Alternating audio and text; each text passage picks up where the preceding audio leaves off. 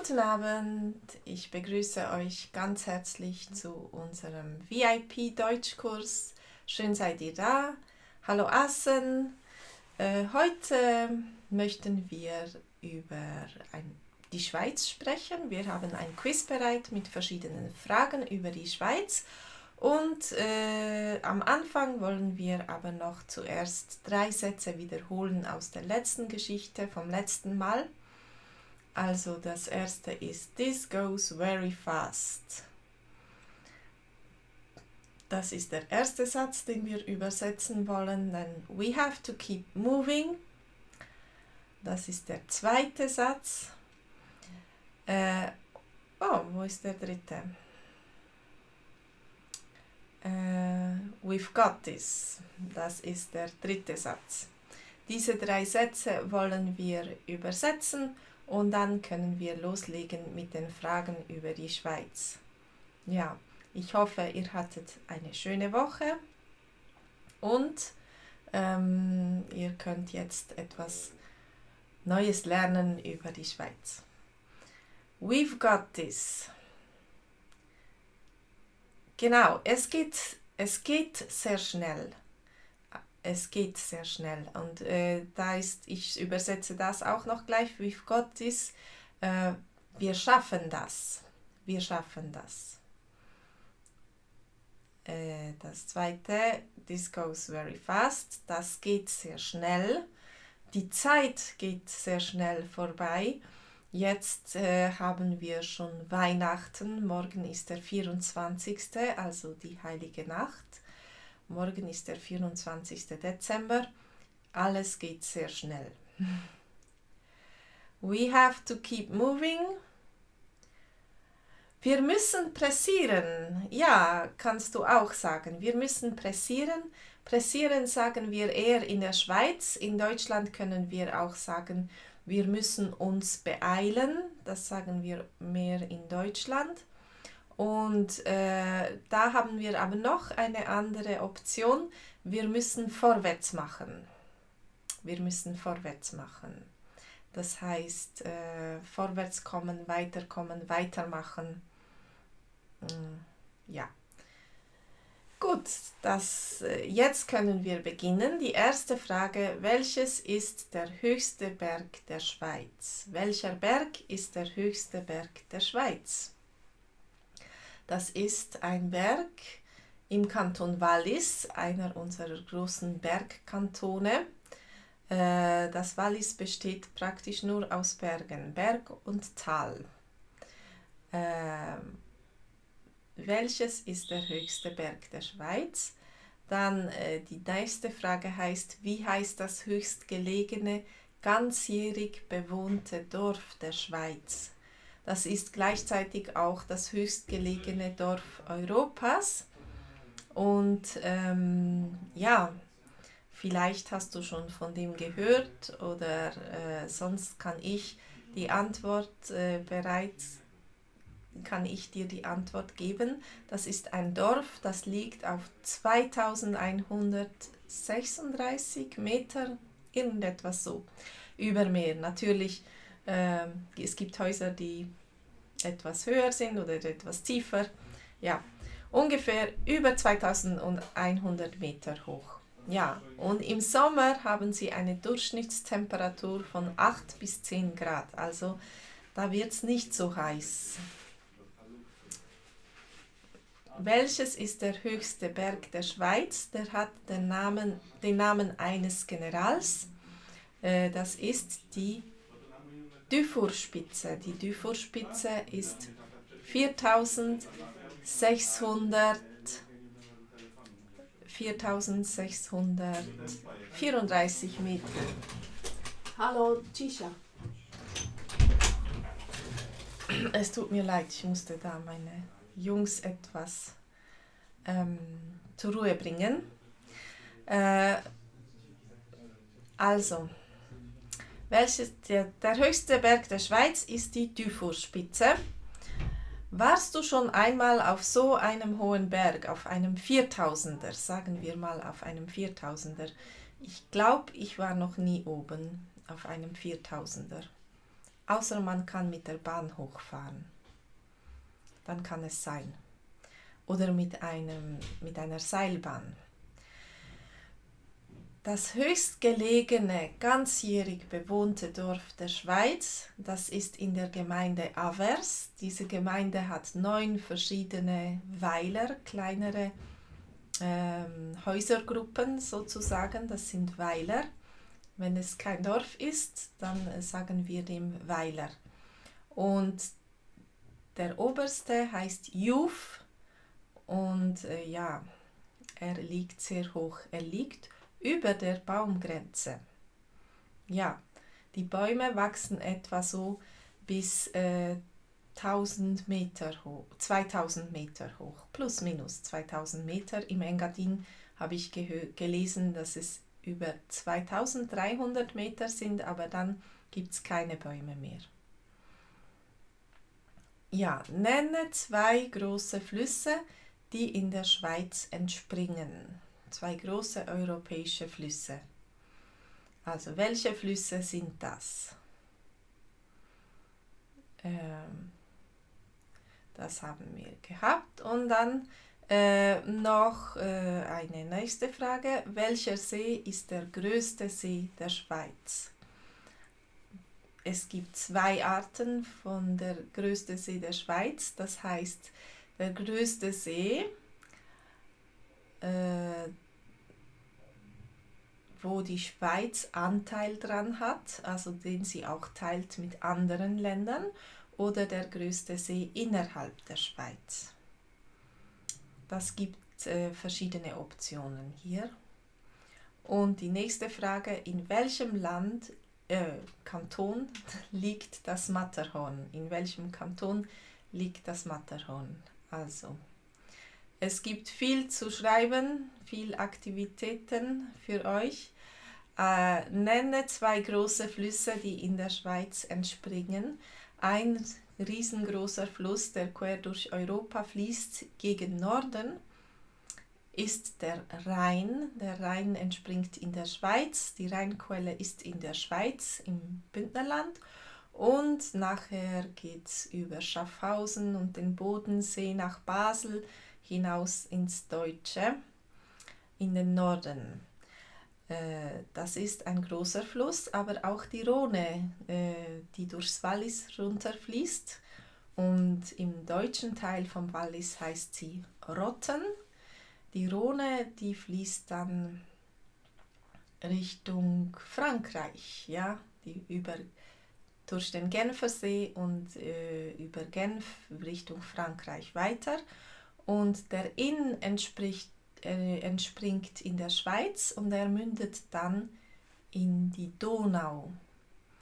Und die Donau geht dann Richtung Osten.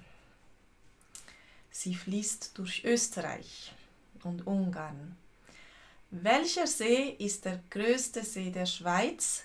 Der größte See der Schweiz ist, es gibt da 2 Möglichkeiten, der Bodensee oder der Genfersee. Was denkst du?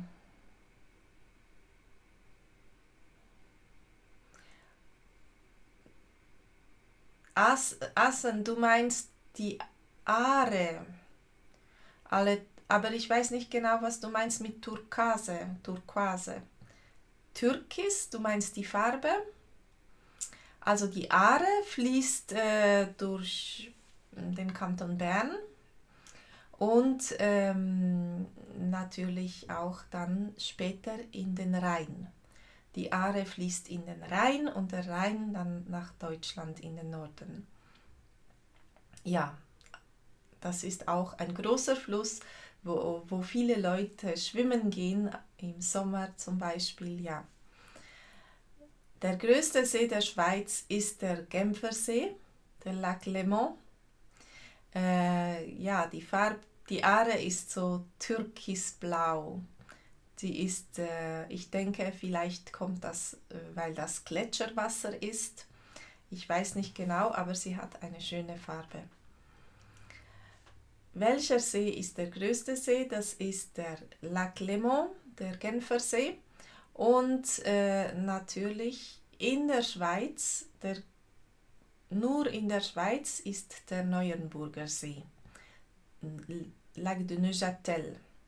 Neuenburg ist auf Französisch Neuchâtel und oft sagen wir auch Neuchâtel, weil er mehrheitlich im französischsprachigen Teil der Schweiz liegt. Ja, das ist auch ein großer See, ein schöner See. Dort kann man auch Ferien machen. Warum nicht an diesem See etwas Ferien machen? In welchem Kanton liegt das Matterhorn? Das Matterhorn, vielleicht, das ist eine kurze Antwort. Und wir haben schon von diesem Kanton gesprochen, das lasse ich noch stehen. Wie viel Prozent der Schweiz sind von den Alpen bedeckt? Wie viel Prozent? Also wir haben ja mittlerweile etwa 8 Millionen Menschen in der Schweiz, aber die meisten wohnen nicht in den Alpen. Also dieses Gebiet ist viel weniger bewohnt als das Mittelland. Wir haben den Jura, das Mittelland und die Alpen. Und da sind etwa 60% der Schweiz gehören zu den Alpen. Und in den restlichen 30-40% wohnen die Menschen oder die Mehrheit der Leute. 10% gehört noch zum Jura und 30% etwa ist das Mittelland. Also das Mittelland macht nur 1/3 der Schweiz aus und die Schweiz selber ist schon relativ klein. Das Matterhorn liegt im Kanton Wallis, genau. Also im gleichen Kanton wie die Dufourspitze, aber es ist nicht ganz so hoch. Es ist auch ein hoher Berg und wenn du darauf willst, brauchst du einen Bergführer, denke ich. Und gute Kondition. Wie viel Prozent der Schweiz, das haben wir schon beantwortet. Und jetzt eine persönliche Frage an dich, an euch. Wie fühlt ihr euch in der Schweiz? Wie fühlst du dich in der Schweiz? Gefällt es dir? Hast du dich gut eingelebt? Fühlst du dich da zu Hause? Oder fühlst du dich willkommen? Wie fühlst du dich in der Schweiz?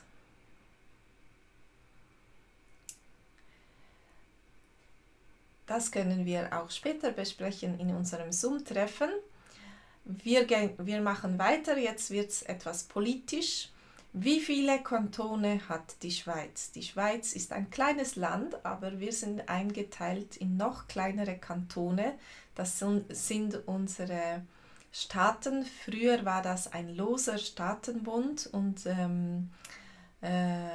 die wichtigsten Machthaber in der Schweiz sind die Kantone, die können viel bestimmen. Sie haben viel Eigenverantwortung. Also, wie viele Kantone hat die Schweiz? Und wie heißt die Hauptstadt der Schweiz? Man könnte sich streiten, ob man dem Hauptstadt sagt, aber wir sagen dem jetzt der einfach halber Hauptstadt, weil in der Schweiz haben wir die Macht dezentralisiert. Es ist nicht alles in der einen Stadt. Aber das Parlamentsgebäude und die Parlamentarier tagen in dieser Stadt. Und dann die nächste Frage oder Aufgabe, nenne 3 Schweizer Kantone. 3 Schweizer Kantone. Wir haben gesagt, wir haben viele Kantone, im Ganzen sind es 26, einige sind wirklich sehr klein, es gibt sogar Halbkantone, einer davon ist die Stadt Basel und ihr Partner oder der andere Halbkanton ist Basel-Land und sie müssen sich die Ständeratssitze teilen. Also jeder Kanton hat 2 Ständeratssitze, aber die Halbkantone müssen sich diese teilen. Das sind Obwalden und Nidwalden. in Appenzell Ausserrhoden und Innerrhoden und Basel-Land und Basel-Stadt. Wie heißt die Hauptstadt der Schweiz? Das ist natürlich Bern, ganz richtig. In Bern steht das Bundeshaus und dort treffen sich die Parlamentarier, dort wird Politik gemacht.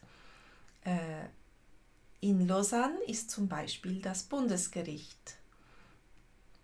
Und in Zürich ist das finanzielle Zentrum der Schweiz. Also wir haben die verschiedenen Institutionen etwas aufgeteilt auf verschiedene Kantone. Nenne 3 Schweizer Kantone. Ich bin im Kanton Freiburg aufgewachsen. Das ist ein schöner Kanton auf der Sprachgrenze zwischen dem Kanton Waadt und Bern.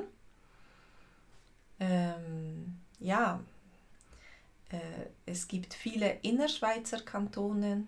Die Gründerkantone der Schweiz, das sind Uri, Schwyz und Unterwalden, also Nidwalden. Und bald danach kamen auch Bern, Luzern und Zürich dazu. Ja. Assen, du schreibst, dass Bulgarien auch 26 Regionen hat. Wir haben 26 Kantone und ihr habt 26 Regionen. Und noch 2 zusätzliche für die Hauptstadt und das Oberland. Okay. Genau, Schwyz und Uri sind Urkantone, sagt man dem auch. Sie gehören zu den Gründerkantonen, ja. Und zum Beispiel Freiburg und Solothurn sind erst 1481 zu der Schweiz dazu gestoßen. Und der jüngste Kanton, der ist im 20. Jahrhundert entstanden. Ich glaube, sie haben sich vom Kanton Bern getrennt und das ist der Kanton Jura. Das ist der jüngste Kanton. Welcher Kanton ist italienischsprachig? Wir haben einige französischsprachige Kantone in der Romandie, also natürlich Genf, das Waadtland, also Canton de Vaud, das ist der Kanton, wo Lausanne die Hauptstadt ist. Und Biel ist auch zweisprachig, da ein bisschen französischsprachig. Neuenburg, Neuchâtel ist französischsprachig. Der Jura ist hauptsächlich französischsprachig und natürlich das Wallis ist auch halb-halb. Im Oberwallis spricht man Deutsch und im Unterwallis Französisch, aber Italienisch spricht man im Tessin, genau, Assen. Im Tessin spricht man Italienisch und auch in einem kleinen Teil, in einem südlichen Tal vom Kanton Graubünden. Ich bin nicht sicher, ist das Poschiav oder wie es heißt, ich bin nicht mehr sicher. Aber dort spricht man auch Italienisch. Welcher Kanton ist der bevölkerungsreichste? Wo leben am meisten Menschen? Das sind 1,6 Millionen Menschen leben in diesem Kanton. Und was ist eine Gemeinde? Was ist eine Gemeinde? Die nächste Frage, warum sind die Gemeinden in der Schweiz wichtig? Also, Zürich ist der bevölkerungsreichste Kanton, Assen, das stimmt. Da wohnen sehr viele Leute und es ist schwierig, eine Wohnung zu finden. Eine Gemeinde ist die kleinste politische Einheit in der Schweiz. Meistens war das ein Dorf und ein bisschen die umliegenden Gebiete gehören zur Gemeinde. Heute fusionieren die Gemeinden auch. Es gibt immer mehr Gemeinden, die fusionieren, um Synergien zu nutzen. Die Gemeinden sind in der Schweiz wichtig, weil dort das Alltagsleben organisiert wird. Und die Menschen haben viel zu sagen, sie können viel mitreden in den Gemeinden. Also, wie lange wohnst du schon in der Schweiz oder wenn du nicht in der Schweiz wohnst, bist du oft in der Schweiz? Wenn du vielleicht Familie hast da oder Freunde, bist du oft da? Das ist eine persönliche Frage, die können wir auch später beantworten. Und jetzt machen wir weiter. Welche Staatsform hat die Schweiz?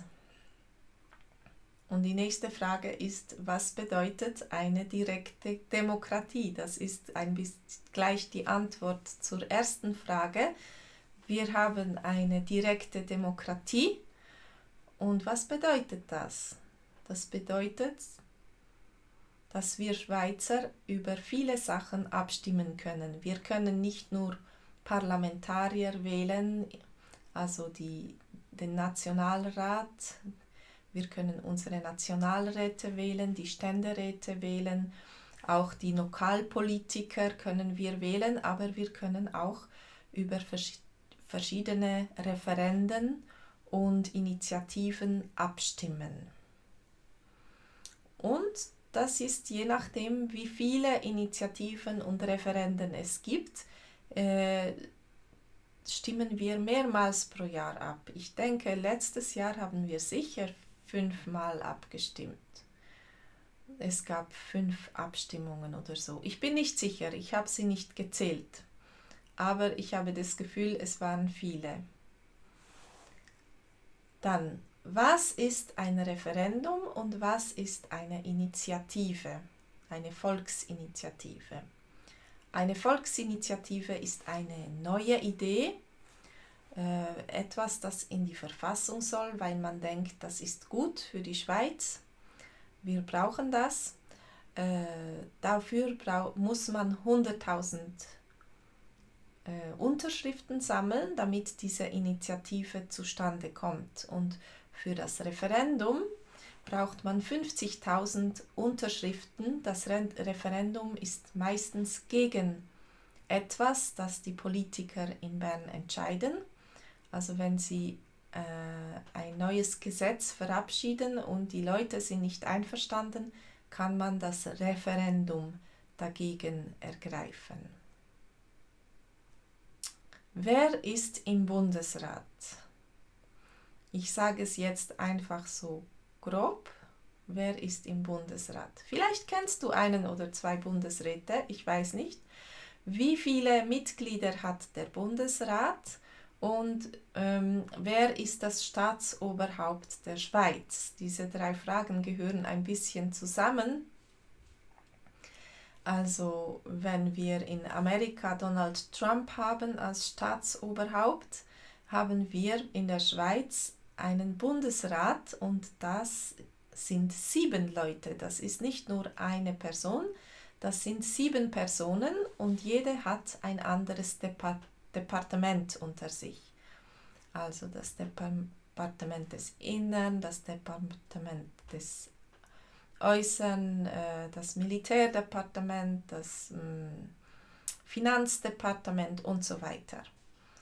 Aber alle zusammen sind der Bundesrat und die 7 Leute regieren zusammen die Schweiz. Im Moment ist Karin Keller-Sutter die Präsidentin, die Bundespräsidentin. Das heißt, sie leitet die Sitzungen und sie repräsentiert die Schweiz an offiziellen Anlässen. Nächstes Jahr wird es Guy Parmelin sein. Es ist nur ein Jahr, also die Bundesräte sind nur ein Jahr lang Bundespräsidenten, aber sie können, solange sie wollen, im Bundesrat bleiben. Normalerweise wird alle 4 Jahre abgestimmt. Also die Bundesräte werden alle 4 Jahre neu gewählt, aber es passiert sehr selten, dass jemand abgewählt wird. Meistens ist es so, dass die Bundesräte selber sagen, ich habe jetzt genug, ich möchte zurücktreten und dann können sie gehen, wann immer sie wollen. Aber es gibt keine Zeitlimite für sie. Sie können so lange im Amt bleiben, solange sie wiedergewählt werden. Ja, wie heißen die 3 Staatsebenen in der Schweiz? Wir haben schon von der Gemeinde gesprochen. Und warum ist der Föderalismus wichtig? Warum ist der Föderalismus wichtig?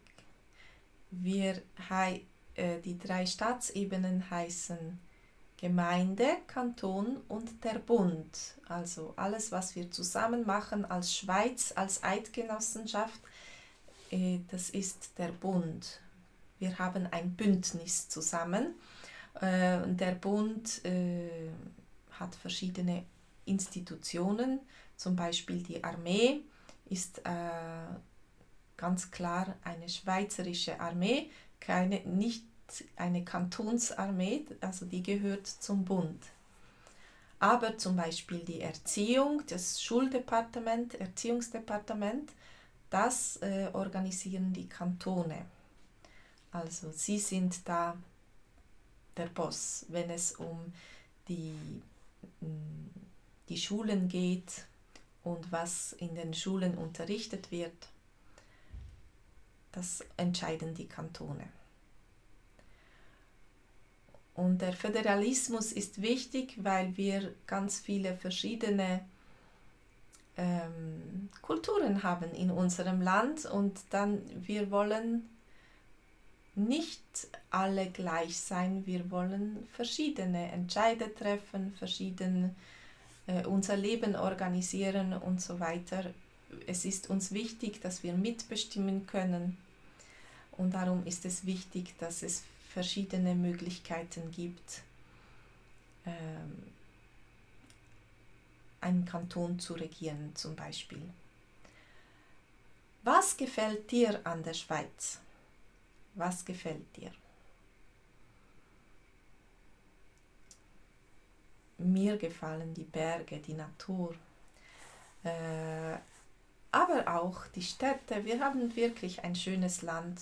Die Leute, die Schulen, das Schulsystem. Dann machen wir weiter. Der letzte Teil, da geht es ein bisschen auch um Kultur. Ist das Abstimmen in der Schweiz Pflicht? Müssen wir abstimmen? Werden wir bestraft, wenn wir nicht abstimmen gehen oder wählen? Welche Versicherungen sind in der Schweiz obligatorisch? Was musst du haben? In der Schweiz braucht man recht einige Versicherungen und die sind nicht billig. Das ist ein großer Teil oder ja, ein guter Teil von unserem Einkommen. Ja, Assen, das Militär ist in der Schweiz Pflicht. Junge Männer ab 20 müssen ins Militär. Die Frauen nicht, für die Männer schon. Man kann auch Zivildienst machen, wenn man nicht ins Militär möchte, muss man etwas anderes machen, zum Beispiel in einem Spital arbeiten oder so. Es gibt verschiedene Arbeiten, die werden als Zivildienst anerkannt, aber die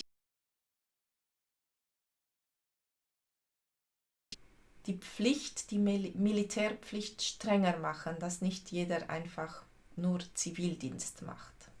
Also das ist Pflicht in der Schweiz. Ja, und da noch eine Frage oder eine Aufgabe, nenne ein typisches Schweizer Essen, ein Schweizer Gericht oder auch Süßigkeiten, Kuchen, was auch immer. Ja. Welche Versicherungen sind in der Schweiz obligatorisch? Also, das ist natürlich die Krankenversicherung. die Krankenkasse, die kostet recht viel, aber ich denke, der Service ist auch ziemlich gut. Dann musst du eine Haftpflichtversicherung haben. Also wenn du jemandem, vor allem wenn du ein Motorfahrzeug hast, also wenn du einen Unfall hast, muss diese Haftpflichtversicherung der Person, die geschädigt ist, bezahlen und eine Unfallversicherung. Aber die Unfallversicherung bezahlen häufig die Arbeitgeber oder man muss bei der Krankenversicherung einen Zusatz bezahlen. Und in ein paar Orten ist es auch eine Gebäudeversicherung und ja, eine Arbeitslosenversicherung. Die Arbeitslosenversicherung gehört auch dazu und die AHV, die Alters- und Hinterlassenenversicherung. Ja, das ist wichtig, die Versicherungen. Ja, also wir kommen langsam ans Ende. Wir brauchen noch etwas Geduld. Ich mache vielleicht etwas schneller. Wie sieht das Schweizer Wappen aus? Das Schweizer Wappen ist ein weißes Kreuz auf rotem Hintergrund und das ist ein Symbol für Qualität, ein Symbol für Freiheit, vielleicht auch ein Symbol für unser christliches Erbe, das wir haben. Warum ist Mehrsprachigkeit in der Schweiz wichtig? Also die Mehrsprachigkeit, dass Leute mehrere Sprachen sprechen, warum ist das wichtig? Es ist wichtig, wenn man miteinander sprechen kann, die Westschweizer und die Deutschschweizer und die italienischen Bürger unserer Schweiz, die italienischsprachigen und die Rätoromanen. Wir müssen miteinander kommunizieren können. Darum ist es schön, wenn wir nicht nur unsere Sprache sprechen, sondern eine andere Landessprache auch. Und damit lernen wir auch ein bisschen die andere Kultur kennen. Und was ist das Vereinsleben? Das Vereinsleben ist so ein organisiertes Leben für zum Beispiel Gruppen, Interessengruppen wie zum Beispiel Sportler, Turner, Musikvereine, Turnvereine, Theatervereine, Fasnachtsvereine und so weiter. Also dort organisieren sich die Leute und sie verbringen zusammen ihre Freizeit, sie machen etwas, sie sind aktiv. Das ist ein wichtiges Element unserer Gesellschaft. Dann, wie lösen die Schweizer und Schweizerinnen normalerweise Konflikte? Ja, wir haben gelernt, dass wenn wir zusammen sein wollen, zusammenbleiben und zusammen stark sein wollen, müssen wir Kompromisse machen. Also wir müssen auf die anderen hören und Lösungen suchen, die für alle okay sind. Wir müssen kreativ sein. Ja, und wir müssen sachlich miteinander diskutieren und nicht Hasspredigten oder Hasstiraden aufeinander losgehen lassen, sondern ich denke, in der Schweiz sind wir ziemlich gut in sachlichen Diskussionen.